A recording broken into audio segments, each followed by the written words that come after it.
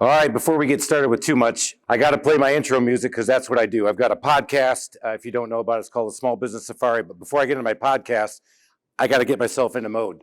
So I got to hear my music. You got to get ready. Get yourself pumped up. You got to let yourself know what you're about to do. You got to get yourself into it. You got to be in the customer service thinking about it. You got to believe it. You got to have it. So anyway, that's my speech on that stuff. All right, so I do listen to that. That is our intro music, but that does get me going. Like all of us, we talk about customer service. You were here this morning, you heard Brian talk about customer service. But a lot of times we're very focused on the customer service components of that person answering that phone call, that person going out to give that first proposal, that first estimate. But a lot of times what we're missing is what we're doing with the people who spend the most time in the customer's house. And that is our carpenters, our project managers, our electricians, our plumbers. What are we doing to help them improve their customer service skills, and why is it important to them? What's hard for them is that we have to realize who their audience is, who they are, and who they have to work with. But what's also important is that there's a concept called the peak end theory. How many people have ever shopped at Aldi? I only shopped at Aldi because I heard that the checkout experience there was so amazing, people loved to come back. And it's called peak end theory. And what the concept is that you can be mediocre through half of your transaction with your customer. But if you end on a high note and finish with great quality, they'll remember that more than they remember everything else that went on. On the flip side of that, if we have a great customer service rep, thank you for choosing the Trusted Toolbox, how can I help you? And my sales guy goes out there and absolutely nails the estimate, but yet we don't finish on a high note, what do they remember then? Do they remember how great we were when we started? Do they remember who I was as the owner? Probably not. So let me tell you a story about a guy named Brian. And he was a customer. And he called the office and he said, I'd like to talk to the owner. Don't think he's going to tell me how great my company is. I don't know. Probably not. I get Brian on the phone. Brian says, Chris, I just want to let you know a little bit about my experience yesterday. He goes, I'm not usually a complainer. Your guy was a nice guy, but here we go. He didn't clean up after himself and he didn't finish the job. When you and I talked about what your company was and what you were going to do, you said you would do all those things, and I just don't think he did it the way you think he would have done it. He was a nice guy, but I think he charged me more than what we agreed to. And I'm not sure I'm ready to pay that bill. And at the end of the day, Chris, he just wasn't you. And so if we talked about if we remember what we heard this morning, talking about being that bottleneck and that person who has to answer every problem in the company. He called me and Brian said, come on out. I want you to come take a look. So I did, but we'll get back to him in a little bit. I realized as I walked out that door, I probably was going to lose some money. I probably wasn't going to be able to charge everything I was going to be able to. The technician who had gone and done the job for me had been with me for a little bit, and I thought he knew everything I had taught him to do great customer service. So I wanted to keep him. So I didn't want to call him up and blister him out and say, man, what did you do wrong? I can't believe you did this wrong. So I found out a little bit more about what happened. But what I really wanted to do is I wanted Brian to be a raving fan. And yes, I'm from Atlanta, and yes, I have a son that goes to Georgia, and yes, that is our Bulldogs, two-time national champions, raving fans. Thank you. Right there. So I wanted raving fans, and that's what we want. As owners and as service managers, we want to have a strong balance sheet. We want to have a strong performing company. We want to keep our people there with us so that they can thrive and do what they want, and we want to have raving fans. And that's what great customer service is, from beginning to end. So today we'll talk about how do you get those raving fans? How do you turn these customers into raving fans of your business that will be out there being that referral partner and somebody who wants to keep using your business? How do you get your technicians to thrive? Now, I have a handyman company and I have a remodeling division as well. But for all of us, we have project managers, we have subcontractors, we have carpenters. How do we get them to thrive and understand that it's important? And so how do we do that? Your training cements your culture. And the culture that we want to develop is one of customer first, customer centric, and customer experience. But those technicians, those are customer service guys, right? No. They're not. But let's go back to what Brian said. When Brian called me, he said, Chris, I want you to come on out. And when I went out there, I realized I was no longer in the remodeling business. I was no longer in the handyman business. I wasn't going to go out and punch out the problems that he had. I was going to go there to listen, and I was going to go there to find out how I could do better. But I realized I was really in the training business. To have my team out there representing me to do what we're doing, I realized that I had to do a better job at training them on what I expected. I tell my guys, you're the face of our company. They don't remember the greedy business owner sitting in the office somewhere. They don't remember the first sales guy. They definitely don't remember the lady who answered the phone. You are the face of our company. And these are my guys. These are my guys about 7 years ago. And when you look at that, how do you get them to buy into what we're talking about? Because let's face it, customer service, blah, blah, blah. You got to know your audience. And who are these guys? These guys are skilled artists. But I was trying to get them to be like me. So that's what I'm trying to do in my training, is get them to buy into coming in here to training so they could do it. But let's back up, because we got to know our audience. They are skilled artists. They're carpenters, electricians, painters, plumbers. You pick it, they do it. Roofing, siding, windows, whatever. However, if you really get underneath it, they think they are artists, and they are artists like sculptors, artists like pianists, artists like guitar players, people who actually play their gig for people to appreciate their work. And what do these people have in them? They have the I'm the smartest person in the room mentality. My artistry does not need to be stifled, and definitely doesn't need to be stifled by you, Chris, because I don't want to look like you. I want to be me, which is a fair point. I'll give them that. But we want them to be as the artists, they want to do that. So that's who we have. That's who we're trying to train. But there's also a really other big variable here. And the big variable is, how do we get them to buy into what we're doing so that they can deliver to our customers? Well, I've been fortunate enough to be a part of a number of studies. And what do our employees want? Because they have needs, we have wants. What are we doing? Well, pretty easy right off the bat, pretty straightforward. They need to provide for their families. They have their own personal and professional goals. They need to make money. So how are you going to bring them into training so they can make more money? But they want to demonstrate their skills. Chris, don't make me call the customer. I'm just going out there. Man, nobody runs a drywall knife like I do. Do I really have to clean up after I'm done? Come on, man, I got this stuff. But they want to demonstrate their skills, but they also want to have an easier day. They don't want to have that customer who says, hey, before you leave, can you do this, this, and this? Hey, the boss is calling, and we've rescheduled you tomorrow to go there and there and there. So they want to have a seamless day so that they can demonstrate their skills. And another big thing, and we heard about this morning, and I'm a big fan of this, they want to be part of something bigger. They want to take not only pride in their work, but they want to take pride in the company that they're part of. Because when they do that, and they say, by the way, we sponsor this. Oh, by the way, we've helped out this other person over there, and we've done a number of those things in Atlanta. You see the pride well up when you see guys talking about that. Ladies in the office understand what we do. They want to be proud of that. So you got to know that those 4 things are important. And who are these people? They're our lovely customers. We give them all names. We have Harry Heater. He's the one who sent you that email this morning over the weekend saying, here are the 5 things I want you to do, and I've made 8 different bullet points underneath each one, and I looked at it over the weekend, and we want this all fixed by 5 o'clock today, or else I'm going to get my lawyer. Harry Heater. He's the one who says, I've learned that if I don't yell, you won't respond. We have Irene, I don't know. I don't know, that's why I hired you. I didn't have any expectations. I thought you'd have my bathroom remodeled in 2 hours, because I've seen it on HGTV. I didn't know. We have Show Me Scott, and he's from Missouri. And Scott says, prove to me that you're going to get this done right. Prove to me you're going to show up when you're supposed to. But I really don't want to talk to you until you can prove it to me. And then we have our favorite one, and we talk about her quite a bit, and that's Felicia Fingers. And she doesn't think we're number 1. She's been burned by contractors. And it is proven out there that women are burned more often than men when it comes to doing that, especially single females. And so what you have to be worried there is that she's been burned, and we have to understand the customers we're dealing with. And if we understand the customers we're dealing with, we can equip our employees and our subcontractors to work more on them. Because we want to turn them into raving fans who are giving us thumbs up, who are referring us to their friends, their family, their neighbors, anybody they can. They want to go out to Facebook and let everybody know how cool it was to work with your company. So we want to create that raving fan situation.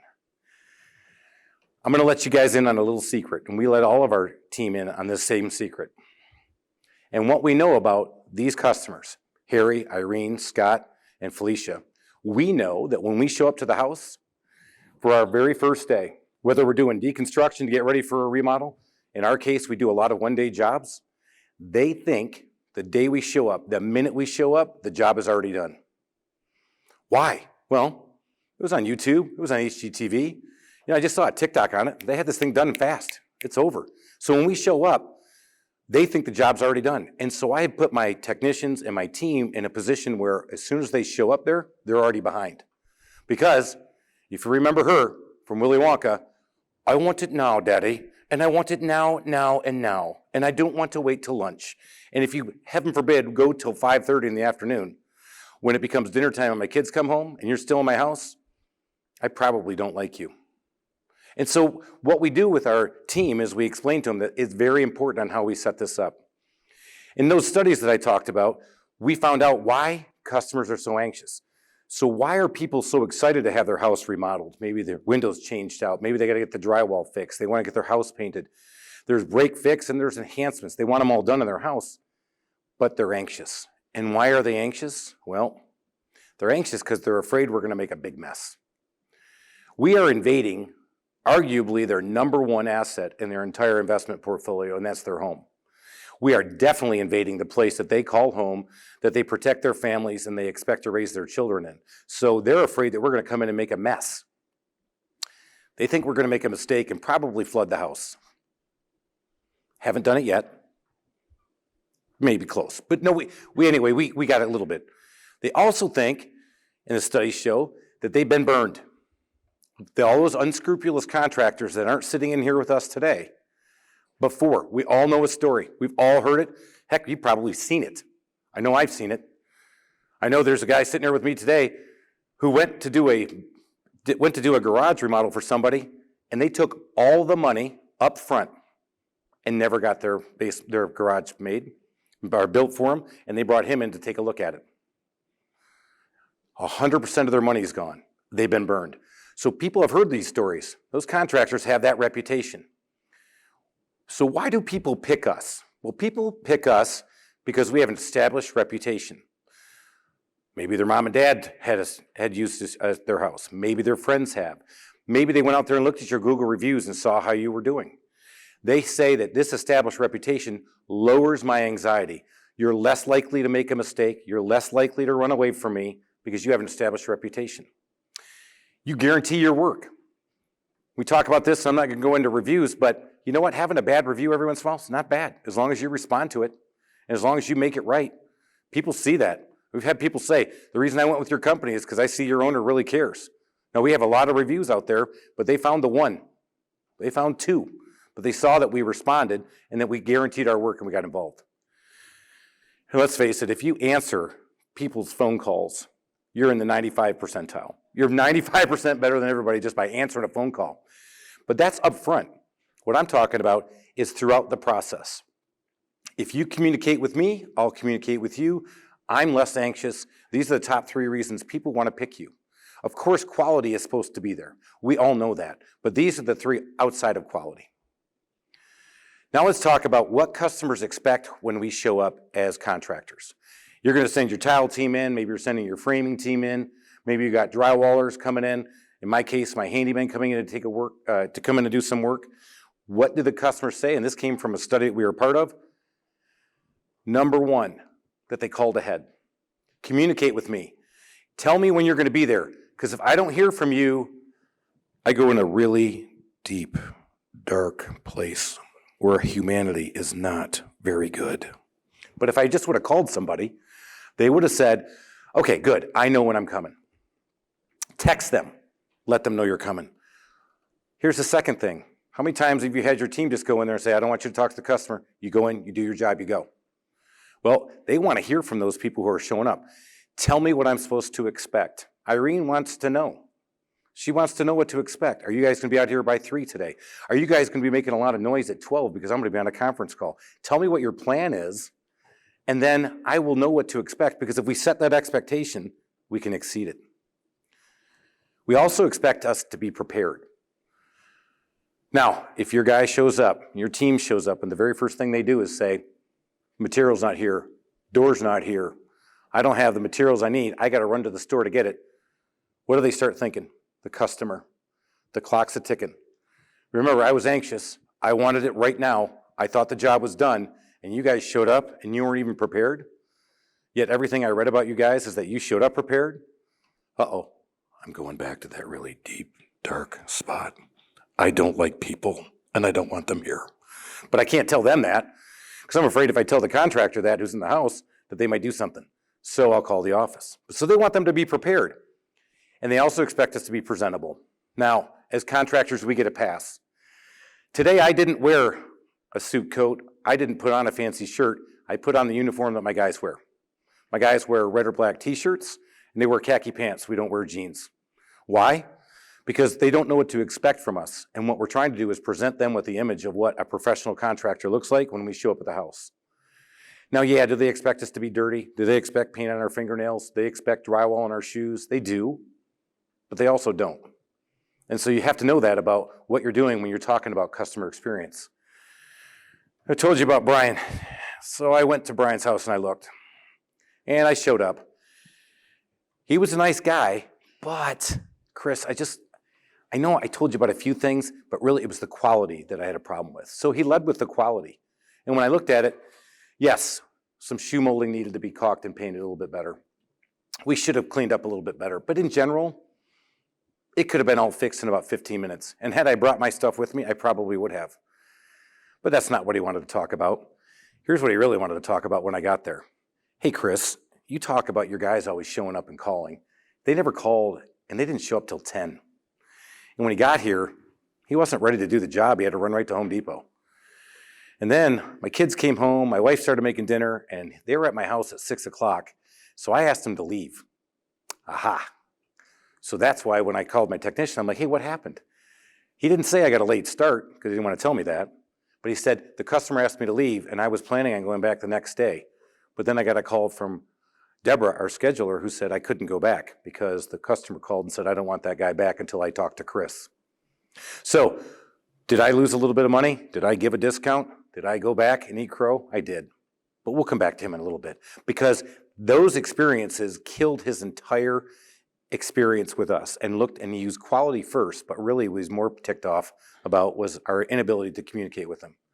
So again, as contractors, we kind of get a pass. We get this. And that's what our customer service could look like, and we could get away with it and probably do just fine. But we want to turn our customer service into this. Because if we turn it into this, we start creating raving fans where technicians want to keep working here, and where we have strong balance sheets where we can do strong things as companies. So I'm an owner, and I want to have all that great stuff. I have technicians who go, just let me do my job. I have customers who are anxious, and in the great spirit of Las Vegas,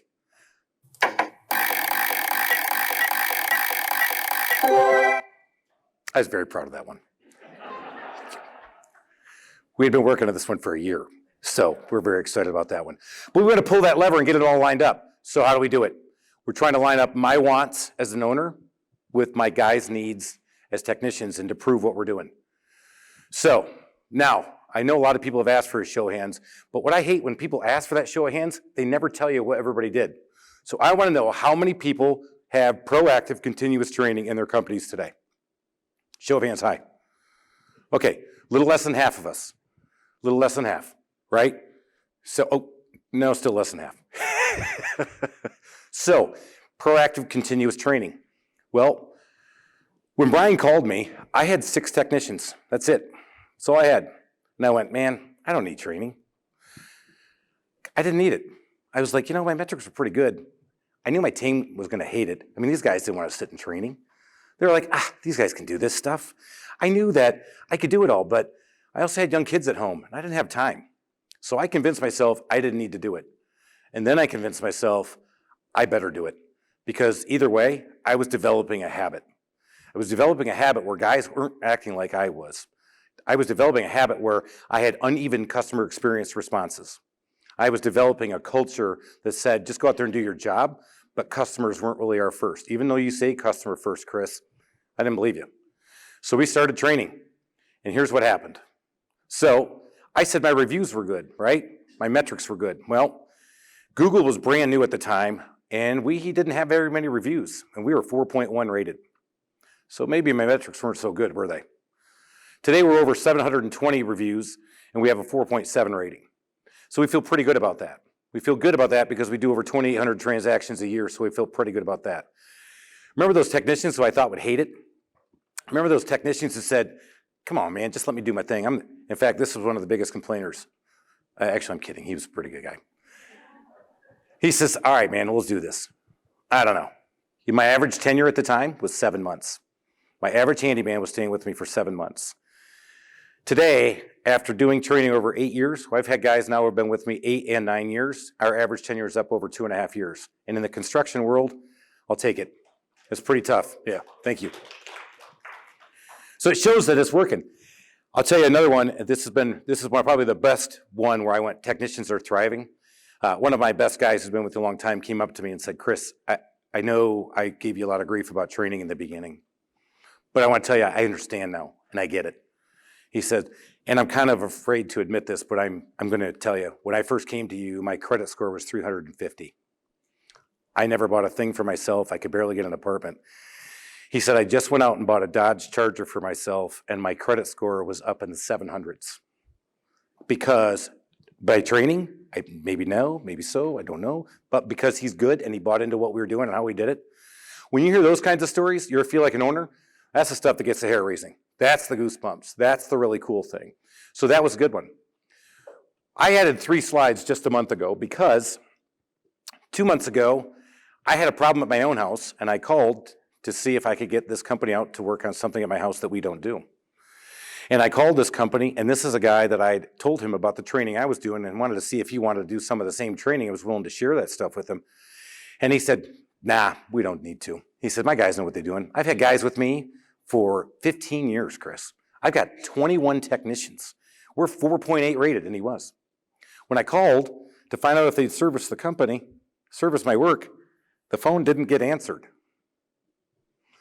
Then I ran into one of his old technicians at Home Depot wearing a different shirt. I say, hey, man, what happened? He said, oh, he closed up. He goes, I just think the owner kind of lost focus. He said, I just don't think he wanted to be in the business anymore. Was it because he didn't train? I will tell you, it's because he definitely didn't cement that culture he thought he did. He was definitely not being self-aware of what happened. Because what this technician would tell me, and if you guys have had those guys, and you're in the South, there's a lot of words I can't repeat right now, but he let me know what he thought about that company. And it was not a place he wanted to thrive at. It was not a place he wanted to stay at. And so that can happen. But by putting stuff in, we could do that. So let's go back to training. I thought, if I bring people in and I onboard them, and I'm a big fan of the way we onboard, I figured if I just do it once, they'll do everything I want. Well, in customer service, we all have the same components. We all have to plan and prepare. We got to start that job. We got to do that job, and we got to complete that job. But I can't just train these guys once, because Aristotle said it best. If you want to develop your habit, we are what we repeatedly do. Excellence then is not just an act, it is a habit. And you've got to develop those habits. And developing those habits is what's going to increase your customer service. So now let's start talking about training, and this is how we do it. And this is how I found it to be the most effective. Remember, I got to know my audience. I got technicians going, man, just let me do my job. All right, if you prove to me this will help me, then I'll come. So here's how we do it. First, we talk about our company culture. We talk about who we are and what we do. Second, we talk about something with our operational processes, how we get paid, how we ask for time off, how we expect to have things done within our office, because if those operational processes are easy, I'm going to have a seamless day, and then I can go out and do something. But you can't forget this third one, and I did in the beginning. And I can promise you, if you don't do something that trains them around the technical aspects of their job, blah, blah, blah, customer service, blah, blah, blah, pay me whatever, I don't care, but you got to tell me something more about my job than I know about myself. So let's talk about this some more. Number one, first part of our training, who we are and what we do. So we use a mission plaque at the Trusted Toolbox, where each and every word in our onboarding process is explained. And then we reinforce just one of those concepts every time we get together. But we just don't get up there and say, Hey guys, we're customer first, call your customer. Trust me, I tried that one. Guess what wasn't happening? Nobody was calling. You wanna know how I know? Because I'd be sitting in the office fielding those calls. Hey, when is the technician gonna arrive? Hey, is somebody coming today? So what we did is we started to tell a story. Because remember our artists, our guitar players, our pianists. These guys are skilled artists. You tell me a story and you intrigue me, you tickle my brain, I'll listen to you. So we tell a story. Then we make our point on calling your customer. Then our service manager gets up and makes his points. And he does that. And then he plays to it. So let me give you an example of one of the things we do. To make the story cool, we say, guys, you have a work order. You know where you're going. You know what you've got to do. On that day, your job is to call that customer 30 minutes ahead. Or text. So here's how we tell the story. We talk about landing a jet on an aircraft carrier. Who doesn't think that's cool? Come on, right? That's cool. So we tell them, you're the jet pilot. I got them now, don't I? They're like, that's right. Finally, Chris figured out who I am. That's right. I'm flying this plane, buddy. Not you, me. But what we explained to them is that we got a whole team that sets you up to land that plane on that aircraft carrier. Everybody from the guy sitting in the seat controlling the aircraft, to the people setting the tension, to the people putting the ball, which is an electrical object, on the plane, on the aircraft, so that the jet pilot can see it. When that's all set, the pilot then calls the ball. And he says, calls the ball, he calls out his pounds, and he lands that plane. So we tell them that story and we say, when you have your work order, we're asking you to call the ball because we've got you scheduled, we got the work signed up for you, you have pictures of what to do, we have set you up for success, now go land that plane. When we first did that training, guess what calls I wasn't getting the next day? They were listening, and we were like, ooh, I think we're onto something. And so we kept developing these. And again, we plan and prepare, we start, we do work, and we complete. But we only train around one thing every time we get together. We also talk about operational processes because, again, they are not working for free. And if you were in the track just earlier, when's the last time you didn't pay somebody and they came back to work on Monday? Yeah, that'd be a big never. So we made sure that we always pay our guys. But here's how we explain how you're going to get paid. We say it's bi-weekly. It's going to be direct deposit. You're going to know each and every job you did and what you got paid for in each one because we are transparent. We have an operations manual that tells you all the different benefits you can have at our company. We also have checklists. We are a checklist-driven company, so we will reinforce something from our checklist each and every time. Can it be dry? It can. However, we try to make it engaging and tell that story around how to do it. We might make light of something, but we usually only hit one thing at a time because we're trying to do that. And lastly, I can't say this enough. If you're not doing something, you're not showing them that great new tool that came out. In fact, we just had training. One of our big tools is that multi-tool, the oscillating tools. Love them, right? Yeah, I still don't have one. I still have my Sawzall and went out with a guy on a job. I love those tools. What we found, though, is that those tool blades, 35 bucks, 25 bucks a piece, we just found some on Amazon for $1.50 a piece, and we were handing them out like chiclets at training. Woo! We had some guys, fighting over each other to get to them because these things were staying sharp, they were staying strong, and I don't know, one of our guys found it, and our operations manager said, hey guys, I'm gonna buy them for you, and started throwing them out. Should have seen them. Did they remember that day what the lessons were? Yeah. But they also got some cool tools, and they liked it. So I'm in the training business now. I am proactive, I am predictive, I'm persistent, because that's what productive is. We can't just do it once if we want to get there. We have got to do it. And I only had 6 guys when I started. Today right now we have 35 people that come into that training session between our project managers, our managers, and our handymen that come in. But we do it, and we try to do it like this. So here's some technical things, some things you can implement in your company today. We keep it to 1 hour. We do it Tuesday, Wednesday, or Thursday. Because I don't know about you guys, but coming out to Vegas and being here on Monday morning, I'm a little nervous, not gonna lie, but things are going well back at the office. But Mondays in our business is usually a little crazy. And I don't want to do it on Friday, because then they have all weekend to forget everything we just said. So we try to do it on Tuesday, Wednesdays, or Thursdays. And so back to that, I don't have time to do this. I'm asking for 2 hours a month. We found that the right cadence for us was once every other week, or twice a month. Because if I don't get with them at least just 2 hours a month to reinforce our culture, and in the beginning, I was front and center. I was the guy delivering the training, talking about the points, talking about the operations, talking about that new tool, which I was the last guy who should be doing that, by the way. Then I've turned it over to everybody else. So today in training, I just sit in the back. I let everybody else take care of the training for me. So I'm out of that business, but I'm in that business of seeing how that culture is cementing. Because I want them acting like me, right? And I want them doing those things. So if you don't have the time, you can't invest just 2 hours a month. And when yet your guys are working 35 to 50 hours a week, depending on what you're doing and who's doing what. I was like, I don't think we cannot do it. So what we do is when we bring them in, we got music playing. You saw what I did right off the beginning. What I was doing with you guys was a mechanism we call clear the head trash. I'm clearing myself and I'm getting ready. And we do that. We play videos, we play music of our company. So when the guys are in there grabbing their biscuits, getting their coffee before they're sitting down, they know that that's a cue for them to get ready. To get ready that we're gonna do some things. And we're gonna keep it upbeat, we're gonna keep it lively. We celebrate successes. We celebrate successes in a big way. Birthdays, anniversaries, births of children. We also have periodic contests. Because the other thing we also understand about our skilled artists is they think they're the smartest guy in the room. This isn't for me, this is for the other guys. You know, I'm here to help. This isn't really for me. So we have contests because they want to prove who's number one in the room. So we have contests as simple as who put out the most yard signs, take a picture of it and send it to us in the office. As simple as who gets the most Google reviews. As simple as who got the most people to take pictures with families at the house. Think about that one.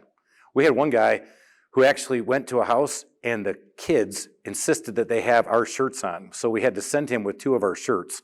And he put the shirts on, the kids kept the shirts. And for what does your dad do for work day? He went in as one of our handymen and he had the tool belt on and the shirt on. So we had a picture of the whole family. So we run little contests like that because they get to celebrate themselves and their work and also get to show what? I talked about persistence, but there's another P word, and that's that pride. The pride in the fact that they're working for a company where kids actually want to take a picture with you. So those are pretty cool things that we keep it up, keep it lively, and keep it doing. Here's what our training facility looks like now in Norcross, Georgia. What you'll see is that it's airy. It's as bright as we can get it. We got lights all over the place in there. We got red, we got yellow, those are our company colors. But you're gonna see who we are and what we do. Because we change out the training plaques that are up there, but we also put up pictures. Anybody who sends us a picture of what they do when they're out there, we plop it up there. So when we come in, you'll also see to the right, that's where our buffet table is, because we also have a big thing where we like to break bread together. So we will have periodic things where we do happy hours, where people come in on Friday afternoons and we grill out in the back. But in training, every morning when they come in for training, they go over there to get their biscuits. Now we tried donuts, but we are in the land of Chick-fil-A. So got to play to your audience. They all wanted their Chick-fil-A. So now we get Chick-fil-A all the time. But they go over there and get that. On the other side of our wall, you'll see our team is all up on the wall. They get to see who they're part of. When you come into our office, it is very presentable. I've had a lot of people ask me if we bring customers into our office. I said, no, very rarely, hardly ever. Then why do you guys keep it so nice? You know why. Because I want them to feel, when they come into our training every other Wednesday, that they're part of something big, that they're part of something that's professional, that, wow, they keep the office this clean. When I go work in somebody else's house, I'm going to make sure I'm keeping it that clean as well. So when they come in, they get to see not only are they part of that. We have 4 ladies who answer the phone in the office. They never get to see them, but on Wednesday mornings, they're all up there. One of our ladies who answers the phone is also the person who pays them. So you know there's a long line there usually, making sure that she's really happy. We also show off our accolades. Anytime a guy gets a good review out there, we put it up there, whether on our website or in Google, we put it out there, cut it up so guys can go up there and read it. We have 2 other ways the guys can make bonuses. We put up who made bonus that month. Again, it's a competition, but we don't want to state it, but we want to definitely reinforce it. And each one of our goals are set up around customer service.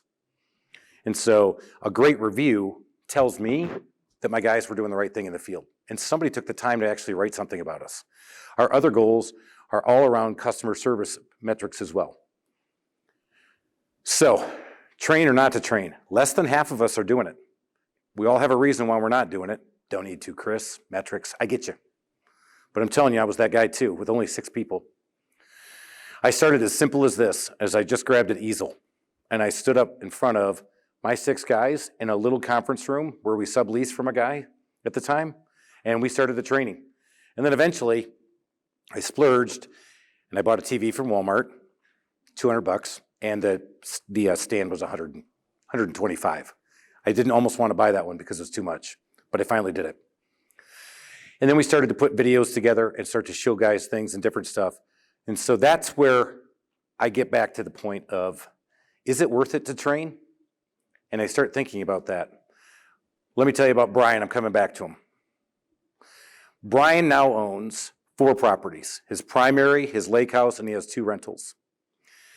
Brian has done, I looked at it right before I came last week, $285,000 of work for us. Our average ticket is $3,000.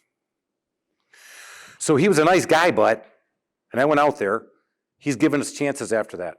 And after that, he said he's a nice guy and, hey, let's keep doing more work. So is it worth it? It's really worth it. Now, I do a lot of advertising in Atlanta. We advertise in a number of areas. Of course, I have Google, I have pay-per-click, I have my social media, I have our website. So I do advertise. I'm on the radio, we do some print ads, and they say it's $5 to get a customer, but it only costs you $1 to keep them. Is it worth it? Yeah. 40% of our business today comes from repeat customers. 40%. That is a statistic I'm very proud of. And why am I proud of it? Because I know that the training has cemented that culture that when they talk to us and they decide that we're coming back, it's going to be the same experience that they would have had 2 years ago or 6 months ago. So $1 to keep one, $5 to get one. Yeah, it's worth it for 2 hours a month to put together some training. It's so worth it to me that my old operations manager is a consultant back with us to help us with training. That's how important it is to me to do training, because I got to cement that culture to create those great raving fans that are going to keep calling us back, keep referring us to their friends and family, because 40% of our business comes from repeat customers. You've heard me say that. The next 20 comes from referrals from satisfied customers. So 60% of our business. Yet I spend all this money on advertising to go find my other 40. So it's important to me. Is it worth it? Well, I told you technicians make our business. And in my business, the lady on the phone, we do train on that. But today I wanted to talk about the people who spend the most time in the house with the customer are these technicians. These guys who may be gig economy artists, guys who probably can't see past Friday, maybe guys who can't see past Monday because they don't know where the next gig's coming from. But is it worth it? If I can stay here and I can have that story again, I love it. But is it worth it? They say right now it costs you $4,000 to $10,000 to hire an employee. Now, when I looked up that statistic, which I looked it up last year, you know what I did? I'm like, nah, come on, man. That's not me. That's no way. Then we started breaking it down. $6,000 for us at the Trusted Toolbox between recruiting, onboarding, getting them up to speed, putting them through our training program, and then letting them go out to work in the field. It's about $6,000. Is it worth it? Yeah, it's worth it to keep a guy and have him not go somewhere else. So remember these guys? I'm just turning them into me. I got them doing everything I want out there. It's a continuous struggle for us. We talk about this all the time, but it has come down to this. And I'm going to finish with this. The habits build your culture. So whether you are doing this or not, you are developing a culture in your company. And if you can't put your thumb on what your culture is in your company, you're missing a big thing. And if you can't see how your employees are reacting to things, you're missing a big thing. Because from your habits, you build your culture, and from your culture, you build your outcomes. To be at it for 16 years and to grow like we have, we've had to develop those culture and to get to those outcomes, and that's where customer service is truly sales. Customer service coming at the end, not in the beginning, cements that next one that comes through. So do I get what I needed? Because what do I want? Well, I want to have a profitable company that has a strong balance sheet, that we can do things I want to have raving fans, and I want to have technicians that want to stick with me, that buy into what we're doing because they're proud of where they are and they're proud of what they're being able to do for their family and their friends. So we want to turn that from, he was a nice guy, but to, he was a nice guy, and I want to keep coming back to you guys. So that's why I summarized with you guys and that stuff. This is me. This is how you can keep up with me and what's going on. Hopefully we picked up something from it, but I love customer service because I'm a customer service freak. Yeah. On training, you're going twice a week. Are you doing it before production hours? Yeah. During production hours? Yeah. Or are you paying overtime for that? All right. So the question was, we do it twice. We do it every 2 weeks for 1 hour. I do not pay them unless they're in the training period. All of our guys are paid by the job. So what we've asked them to do, and I had that cleared, is that we do it before production hours. So we start at 7:30 in the morning, and we usually end at 8:30. And my enticement to them is that if by coming to that training, you'll make more money, and also I'll give you a chicken biscuit. So you're all sub? Actually, we're mostly W-2. So question was, with my handymen, I dictate what they do each and every week. We're up to 20 handymen. They run in my trucks. They wear our uniform. So by law in Georgia, they are my employees. On the remodeling side, we have a mix of subcontractors and employees. The subcontractors we do not train every other week. The subcontractors, though, we do bring in at least twice a year where they go through our code of ethics and talk about how to work with us. Your happy hour, I'm assuming that's an after-hour concept? Yeah. So I have one lady who schedules us to do things, and starting at 3 o'clock on a Friday, we'll open up the grill out back and start grilling food, and anybody wants to stop by after work. Now, we are in Atlanta. If you're not familiar with Atlanta, we're not bound by anything, which means we can sprawl and go anywhere. So we're pretty big. So I've got guys who could be an hour and a half away that day who probably won't show up. But our average attendance is about 75% of the guys. They look forward to coming in after. And it turned out, and I will explain this. I had cameras in the back when we first started training. And after my first training, I can promise you they weren't that thrilled. They were all at the back of the dumpster. I couldn't hear what they were saying, but I can tell you the body language was, what the hell was this? Today, our dumpster talk is all about, hey man, how'd you do? Hey, let me show you this other tool. I can see that the culture has changed over the years, where they actually look forward. So I'm not worried about them congregating at the dumpster anymore. You mentioned, good job, 40% of people plant-based, great job. Thank you. To have another 20% in referrals, do you have a formal referral program that your men are being coached to bring that referral? Okay, so 2 things there. The question was, do I have a referral program? I do not have a referral program for my customers. I found that when I offered a gift card, or when I offered something, that people came back to me and said, I don't want money. I just want you to take care of my mom. I don't want money. So we gave up on that. With our team, when they're at the job, if they add on any work, they get an extra 10% of the work that they add. And by that, what I have found too is in our studies is that when they get add-ons at the job, we have a happier customer. Now in our case, we might be going out there and pulling off a window sill, and it turns out to be that the whole window unit has to come out, because we do onesie twosies on windows, we don't do whole house windows. And so it's not that they're thrilled that we found it, but they realize that it has to happen. So they get an extra percentage on add-ons. If they are at a job, which just happened, and it was to fix a leak in the house, and the guy told my technician, hey, I really want to remodel my bathroom.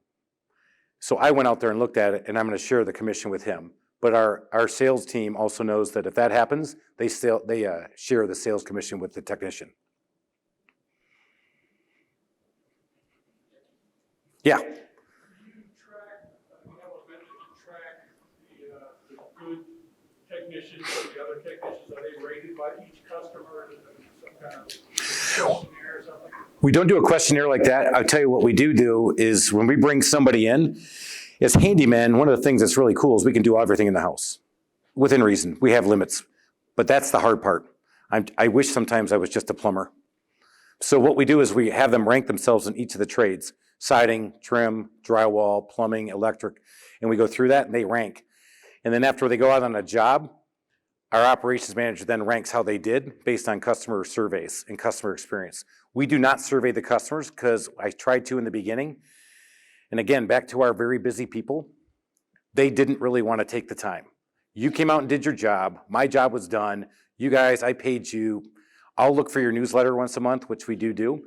But the surveys I found that they got a little too in their face. It's just something we chose to do. All right, I'm standing between us and lunch, so unless you want to do that. All right.